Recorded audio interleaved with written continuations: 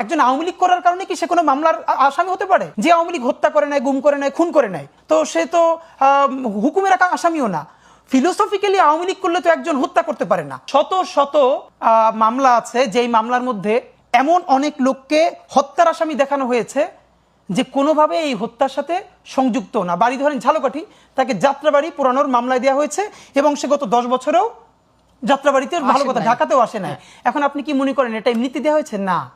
হবে কি এইসব নিরীহ, অথবা একজন আওয়ামী লীগ করার কারণে কি সে কোনো মামলার আসামি হতে পারে? যে আওয়ামী লীগ হত্যা করে নাই, গুম করে নাই, খুন করে নাই, তো সে তো হুকুমের আসামিও না। ফিলোসফিক্যালি আওয়ামী লীগ করলে তো একজন হত্যা করতে পারে না।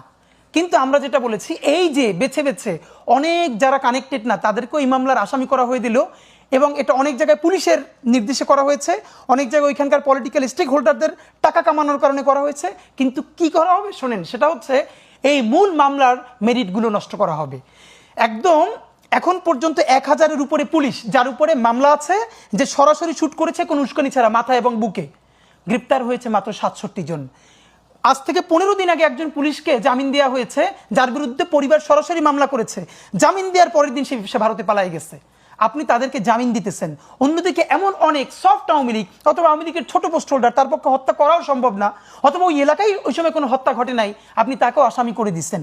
এই করার মধ্য দিয়ে কি হবে, এই গুরুত্বপূর্ণ মামলাগুলোর যখনই দেখাবে এত এত মিথ্যা আসামি করা হয়েছে, তখন মূল মেরিট হারাই ফেলবে। তো আমরা এখন মুশকিলটা হলো, আমাদের যারা শহীদ পরিবার তাদের সাথে কথা বলেছে, দেখেন এর মধ্যে অনেক আছে যারা জীবনে থানার বারান্দায়ও যায় নাই।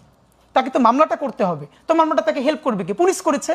পুলিশ সবচেয়ে বেশি জানে কোন ধারায় কাকে কাকে আসামি দিলে মামলার মেরিট নষ্ট হয়ে যাবে।